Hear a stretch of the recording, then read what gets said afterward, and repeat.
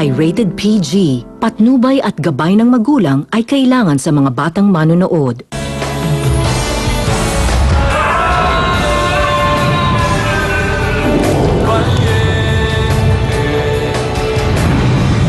Kikilos na ba ako, Camila? Huwag kang magmadali. Hintayin muna nating mahinog ang lahat. Just keep your eyes open. Bakit mo ba pinoprotektahan niyang gardong yan? Eh kasi nga, mahal ko siya eh! Mahal ko siya! Tandaan mo, Leona. Hindi ako papayag na agawin ka sa akin ng gardong yan. Pag hindi mo tinigilan yan, ako mismo ang papatay sa kanya. Naiintindihan mo ba ako? Nilason mo ako, Leona! Sarap, diba? Leona, Kuya, paano mo nalaman nandito ako? Bakit ka nandito? Kuya, pinuntahan kita sa City Jail kaso hindi na ata kita naabutan doon. Kuya, kailangan kitang makausap. Alam mo, mabuti nandito ka. Kailangan ko makausap si Mama eh. Alam mo ba kung nasan siya? Ayun nga, Kuya eh. May pinaplano naman si Mamang masama laban kay Nagardo. Kailangan natin siyang pigilan.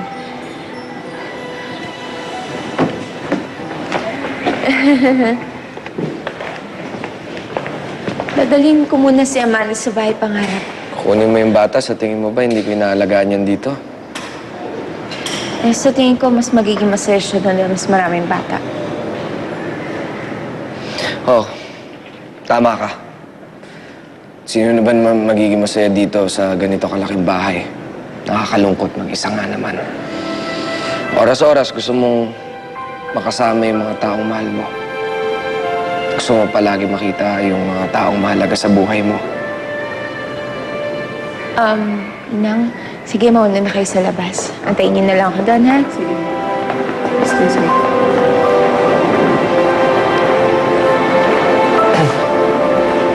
Kahit niligay ka dyan sa sitwasyon na yan, ikaw pa rin na may kakayanan baguhin ang lahat. Kung bubuksan mo lang kasi ang sarili mo sa pagpapatawad, walang dahilan para mabuhay kang mag-isa.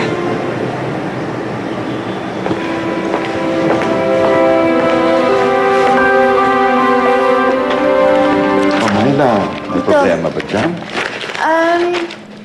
Kasi hinahanap ko ho yung adoption paper ni Jaden. Eh, parang naiwan ko ho ata dun sa apartment ni Tess. Naku, kung mo sabihin luluwas ka pa para dun lang. Naila, ba't hindi ka lang dumito? Ang layo-layo ng bahay ng kaibigan mo, hindi ba?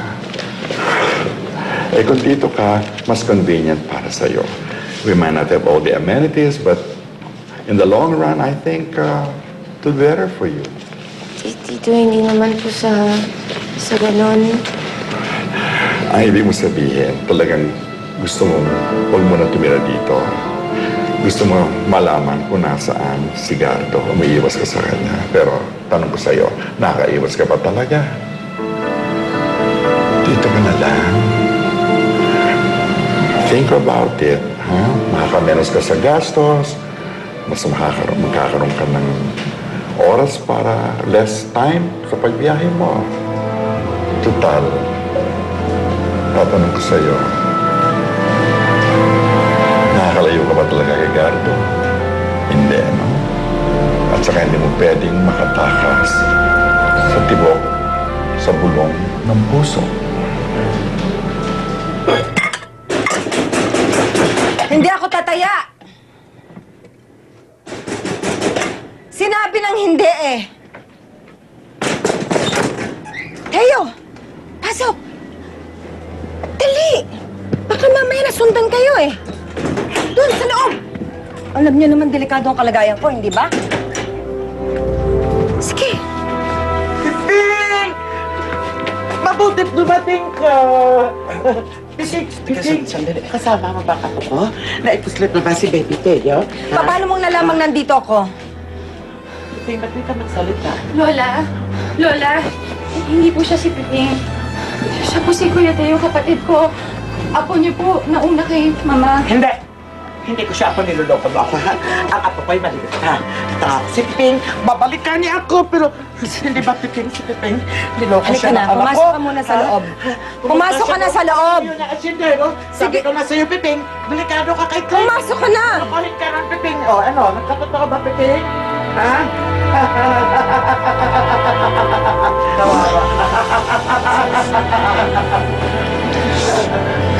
Totoo bang si Piping ang tatay ko?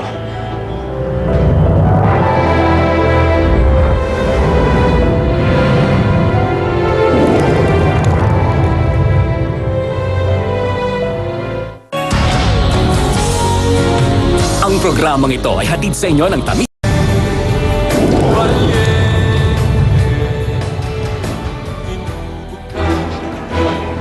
Ano? Bakit hindi ka makapagsalita? Bakit di mo maamin sa akin ngayon? Ha? Siya ba?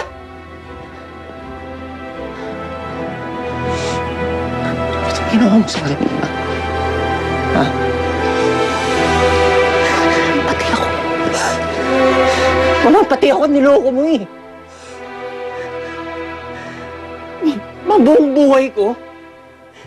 Buong buhay ko pininiwala mo kung isang braganza. Pinangkin mo sa akin yung buhay na hindi para sa akin. Ano mo ang nararamdaman ko ngayon, mga? Isa akong magnanakaw. Isang kriminal!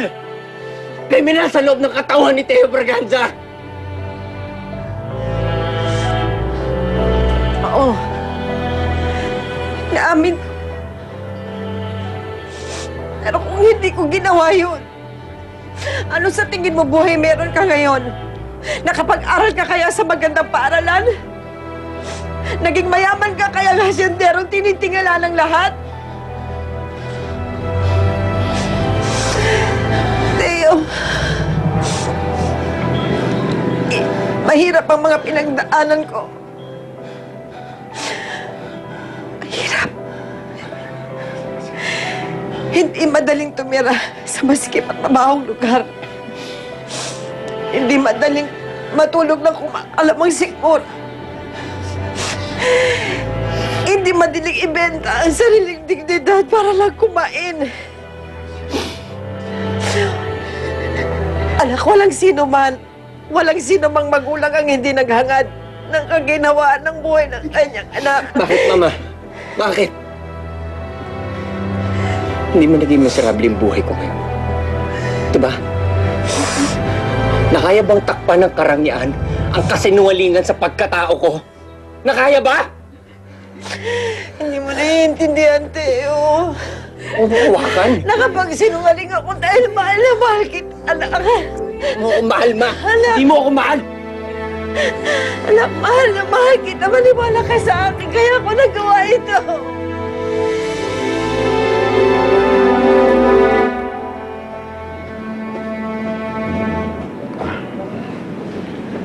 Mr. Arden, nag-abala pa kayo. Pwede naman tayo mag-usap kahit saan. Simon Camanyag, my associate, Mr. Victorino. I'm Miss Mila Arden. No, Please sit down. Truly sorry. I presume na isang lalaki na uso sa telepono, kaya I presume na isang lalaki din ang future benefactor ng bahay panganap. It's okay, Mr. Victorino. May I ask you a personal question? May naisipang mag-donate sa bahay panganap, Miss Arden? Sabihin na lang natin na this is my way of fulfilling my purpose as a woman. Pinagkaitan ako ng pagkakataon na maging isang ina. At ngayong meron na akong kapasidad, why help one child if I can help a lot? Pagpalain kayo ng Diyos, Miss Arden. Huwag na natin isama ang Diyos sa usapan. I'm kidding, Mr. Victorino. Well, maraming mga kabataan na mabibigyan ng pagkakataon na maayos nila ang kanilang kabuhayan. Ang buhay nila maayos silang tama. Maraming salamat. Walang anuman. The history of your foundation makes Bahay Pangarap very interesting. Interesting enough na mag-donate ako ng napakalaking halaga. At si Simon na ang bahala sa pag-transfer ng funds immediately. That's great. Well, in behalf of the children and Myla Braganza, maraming salamat po. Miss Myla Braganza, interesado ako makilala siya. Bakit ako ang sinisita mo? Alam mo ba ang may kagagawa ng lahat na ito kung bakit tayo nagkaganito? Kung bakit nasira ang pamilya natin, walang iba kung hindi ang gardong yan! Hindi! Bakit hindi siya singilin mo? Bakit hindi ka sa kanya gumanti? Kahit papaano siya na rin ang pumatay sa kay Piping. Bakit hindi mo siya patayin at pagtanggol ang pagkamatay ng ama mo? Puntahan mo si Gardo at singilin mo ang lahat ng ito dahil siya ang may gagagawa ng lahat. Wala akong ginawang masama. Wala akong hinangad na masama sa inyong lahat. Kung hindi mapanlaki ko kayo at mabigyan ko kayo ng magandang kinabukasan. Bakit niyo isinusumpat sa akin ang lahat? Si Gardo ang puntahan mo! Siya ang patayin mo! Para ba kay Pipi? O para sa sarili mong kapakanan? Mangilabot ka sa mga sinasabi mong mapa. Mangilabot ka. Dahil hanggang sa hukay, gusto mo pa rin maggamitin ang pinagkait mo sa toong tatay ko. Para lang sa sarili mong interes. Teo! Selfish. Teo! Teo! Teo! Teo,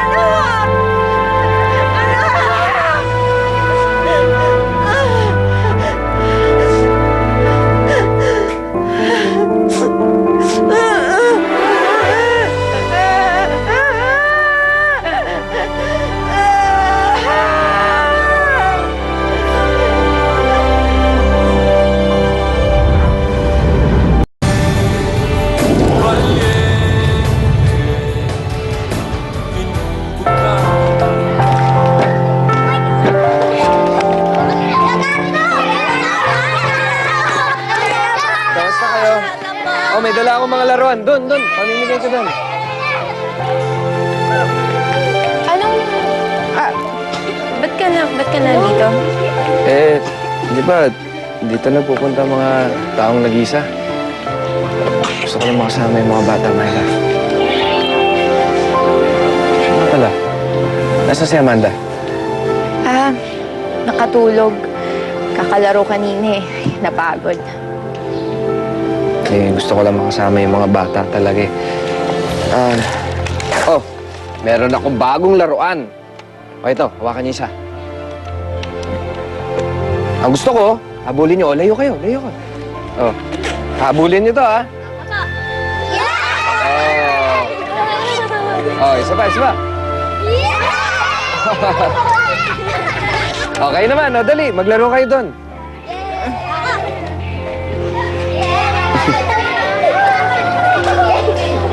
Salamat, ah. Marisal, Dahil palagi kang nandyan, tsaka pinayagan mo ako makasama yung mga bata.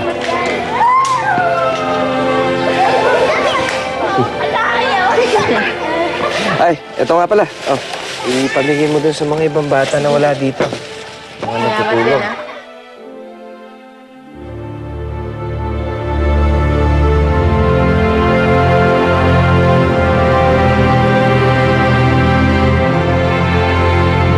Piping! Salamat. Ang galing-galing mo talaga. Problema yun, no? Suot mo yan. Sesya na doon yung training. Matagal ko lang kasi pinangako sa bata na ililibre ko siya. Huwag yun sana masamay.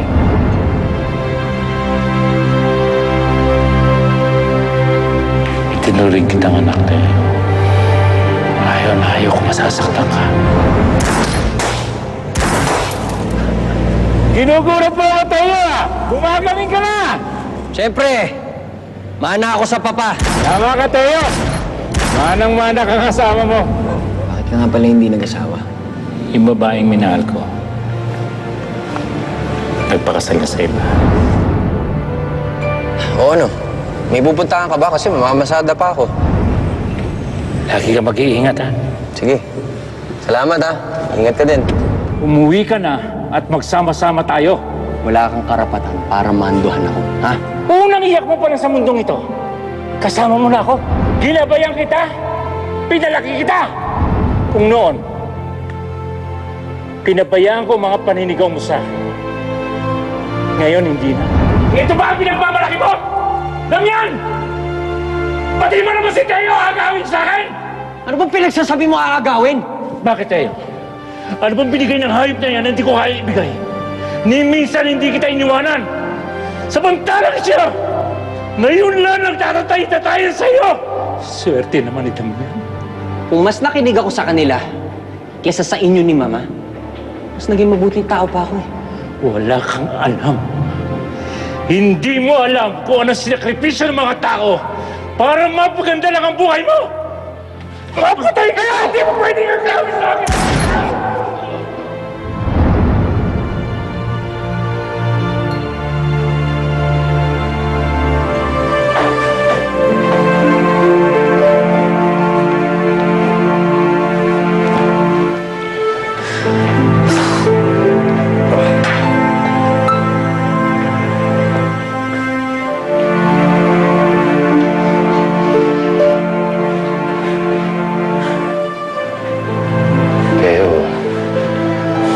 Sabi ko na, hindi mo na kaya eh.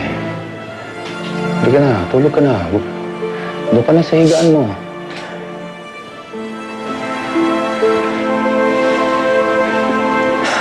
Ang dami yan.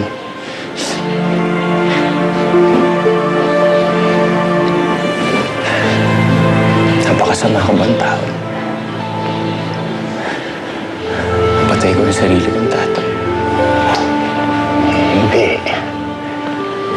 Hindi, Teo. Hindi ka masamang tao.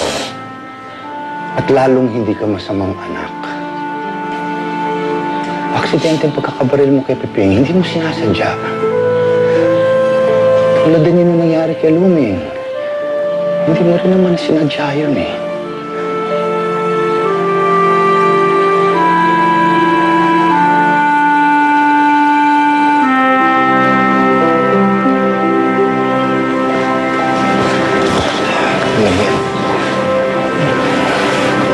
Maraming salamat po. Salamat po talaga sa inyo.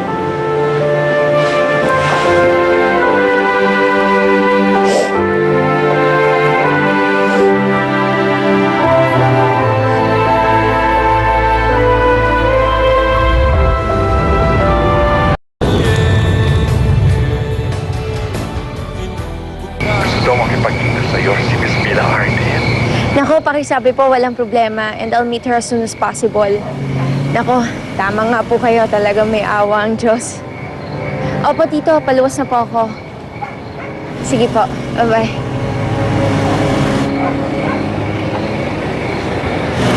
Taxi!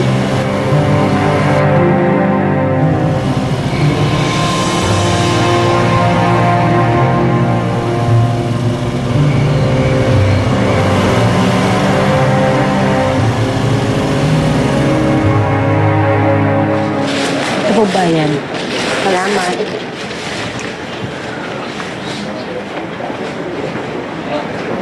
Ano ini-emote-emote mo dyan? Bakit hindi ka pa mag-ayos para makapamasada ka na? Sayang ang boundary. Vivian, salamat ha. Sa pagtanggap mo sa akin dito sa bahay mo. Tsaka, pasensya ka na din sa gulong nangyari ng isang gabi. Nahiya talaga ako sa'yo eh. Ikaw na nga yung tumutulong sa akin, pati bahay mo, nadadamay pa. Okay lang yan. Makukuha naman sa bendisyon yung patayang nangyari dito. At saka na-explain na din sa akin ni Chong kung bakit mo nagawa yon. Anong na nga bang plano mo ngayon? Eto, tanggapin ang mga katotohanan na sumambulat sa mukha ko. Simula ng panibagong buhay sa tulong ng mga tao nakapaligid sa akin ngayon. Vivian, sana isa ka sa kanila. Nambola ka pa. Sige na, mamasada ka na. Sige na! Salamat ha. Oo! Thank you.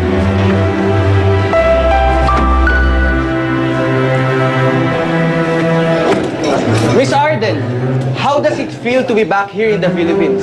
Hot! But I love it anyway. Is it true that Crimson Acid is opening a base here in the Philippines? Yes, it's true. That's why I'm here. Miss Arden, first let me tell you that we're glad to have you here. Thank you. Can you give us a statement for the public, for your partners and competitors? Sure. Unang-una, maraming salamat sa inyong pagdalo at sa mainit ninyong pagtanggap sa aming mga partners. Inaasahan ko na magkakaroon tayo ng isang profitable partnership. At sa aking mga kakompetensya, good luck. Miss Arden, Mr. Vallejo, can we have a picture? Sure. My pleasure.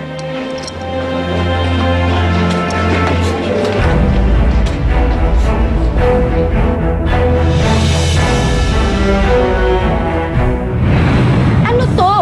Ano yan? I can't eat this, Mama! Magpasalamat kami kinakain ka. Masanay kang kumain ng pagkain karinderya. Pasalamat lang ako sa mga nangyari sa buhay ko. Alam mo, kahit minalas-malas ako, binigyan niya pa rin ako ng pagkakataon para magsimula muli. Ganun na ba talaga kayo kalapit sa isa't isa? Napumunta kayo dito para lang ipagtanggol siya? Buhay ng taong pinag-uusapan dito, Gardo. Buhay ng isang taong gusto magbago. At buhay ng isang amang niligtas niya. Na mahalaga para sa akin, Itay. Pero ngayon hindi ko alam kung sino ba talaga ang tinuturing ninyong anak. Kung mahalaga sa iyong tinuturing mong ama, magpasalamat ka sa taong nagligtas sa kanya.